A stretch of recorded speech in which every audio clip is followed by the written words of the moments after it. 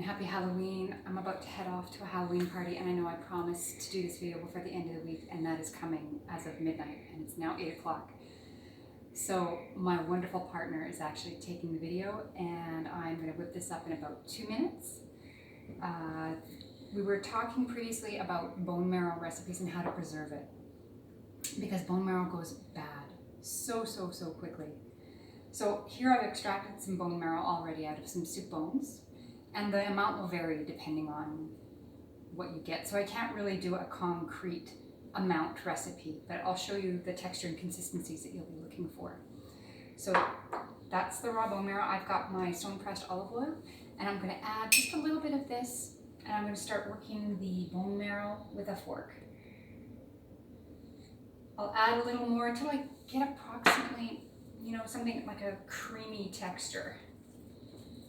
I might take a little bit. This is a little on the cold side.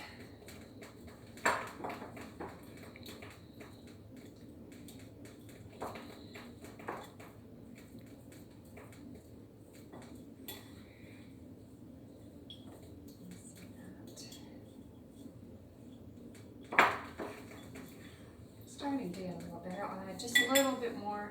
Like I said, you just keep adding until it starts getting to be a creamy texture.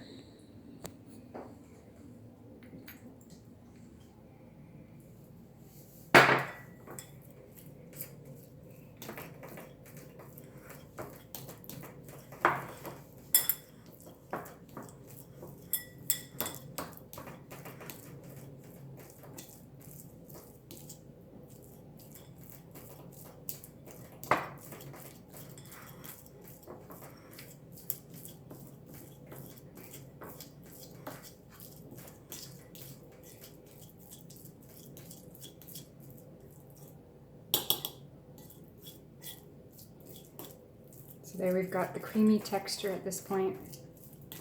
Probably could have used even a little bit less olive oil. Okay, so now I'm going to take just a little bit of this garlic.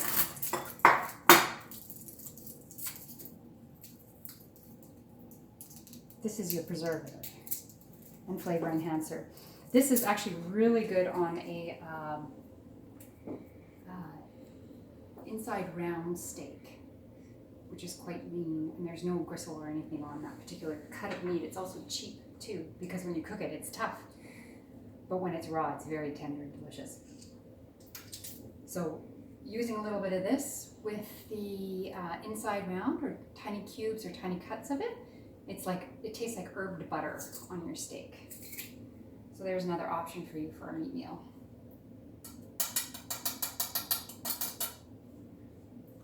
Okay. And I'm also going to take some, this is Italian parsley. I also like to use curled parsley as well, but this just happens to be what I have in the fridge. So I'm going to chop this up really nice and tiny and fine. Go over it a couple times.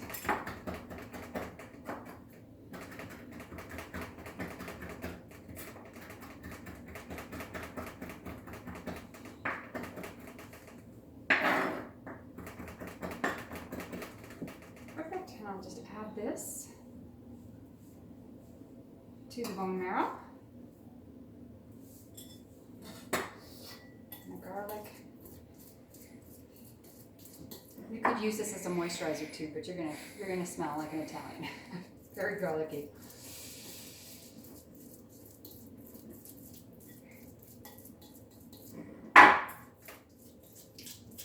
Now the other thing I do to help preserve it, I'm going to quickly grab a jar. So I have a tiny little jar like this. I'm just going to put this into the jar.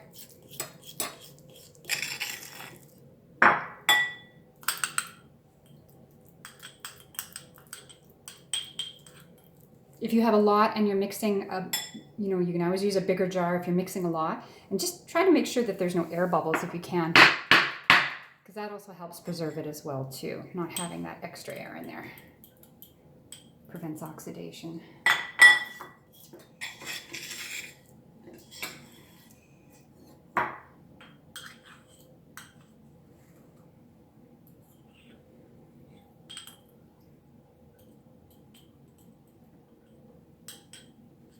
you go. That's your bone marrow. And you know what? I'm going to pull out another bone marrow that I have in the fridge.